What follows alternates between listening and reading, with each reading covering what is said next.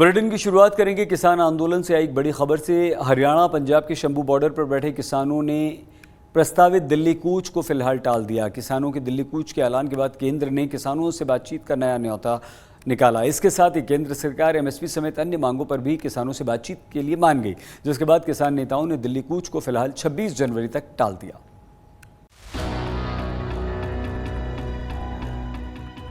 हरियाणा पंजाब के शंभू बॉर्डर पर आंदोलन कर रहे किसानों का पैदल दिल्ली कूच फिलहाल टल गया है।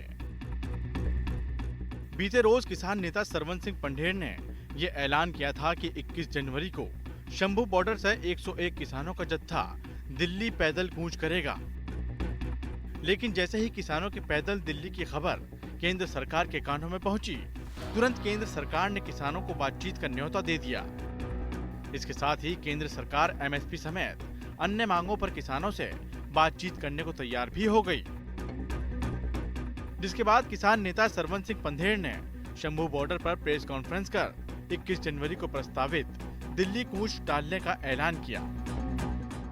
आज हम लोग दोपहर बाद शंभू बॉर्डर पर प्रेस कॉन्फ्रेंस पीसी करेंगे और जो कल जत्था रवाना करना है उनकी सभी डिटेल्स देश के समक्ष रखी जाएगी। सरकार की एजेंसियों का, कुछ ऑफिसरों का आंदोलन को, जो आंदोलन में फूट डालने का अथवा इस तरह का चाराजोई हो रही है, इसको हम कभी भी कामयाब नहीं होने देंगे। पैदल दिल्ली कूच के 21 को जत्था भेजना था 101 किसानों का, जो अब हमने विचार विमर्श किया है केएमएम की टीम ने, और दोनों फोरमों ने जो समझा है इसको हम 26 जनवरी तक सरकार को समय देने के लिए इसको हमने स्थगित किया है।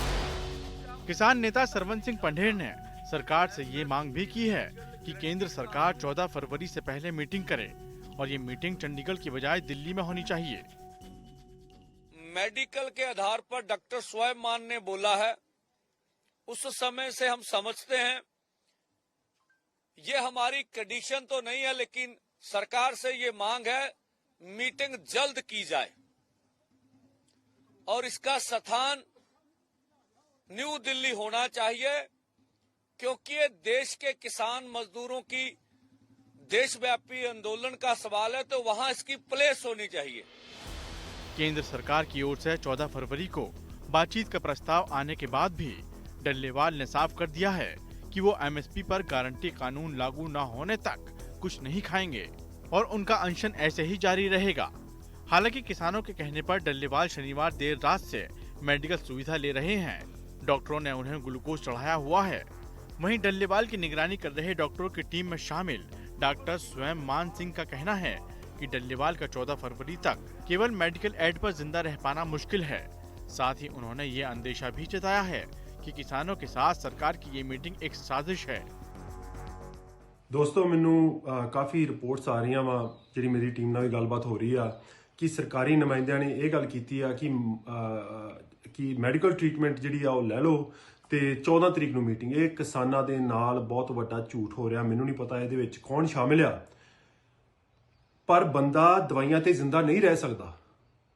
ਮੈਂ ਸਾਰਿਆਂ ਨੂੰ ਬੇਨਤੀ ਕਰਦਾ ਹੱਥ ਜੋੜ ਕੇ, ਸਰਕਾਰ ਦੀਆਂ ਚਾਲਾਂ ਦੇ ਵਿੱਚ ਨਾ ਆਓ।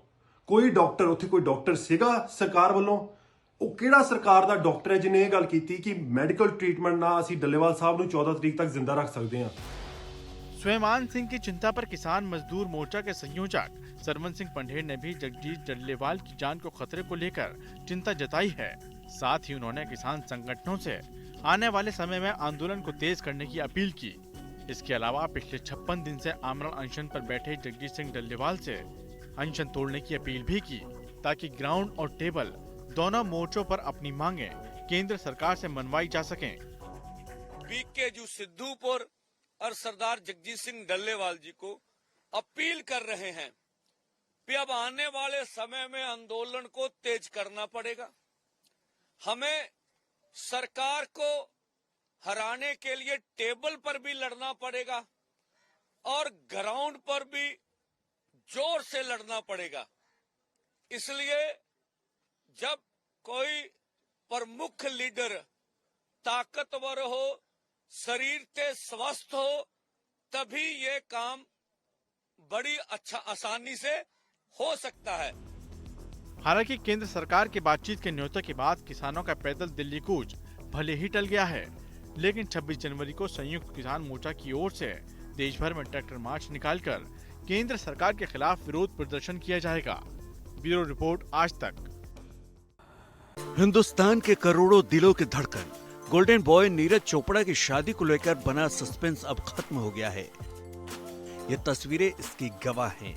एक दूजे के हो गए हैं नीरज चोपड़ा और हिमानी।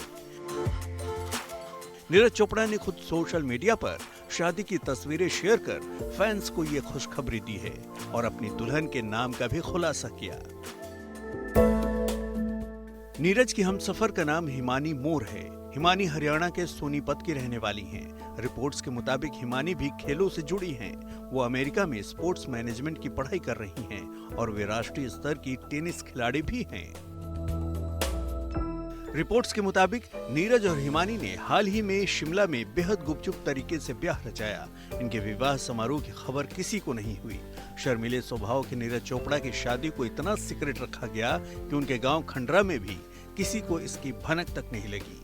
शादी समारोह में परिवार के अलावा कुछ करीबी रिश्तेदारों सहित कुल 50 मेहमानों को ही बुलाया गया था और जब नीरज चोपड़ा ने खुद सोशल मीडिया पर पोस्ट डाली तब जाकर दुनिया वालों को पता चला कि वो शादी की पिच पर क्लीन बोल्ड हो गए हैं।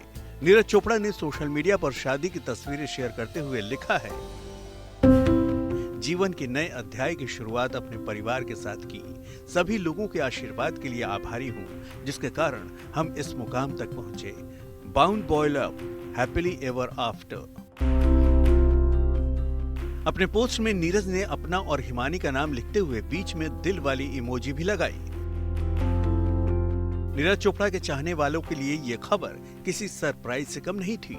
देखते ही देखते नीरज के पोस्ट पर बधाइयों का तांता लग गया। फिलहाल खबर है कि नीरज और हिमानी हनीमून के लिए विदेश रवाना हो गए हैं।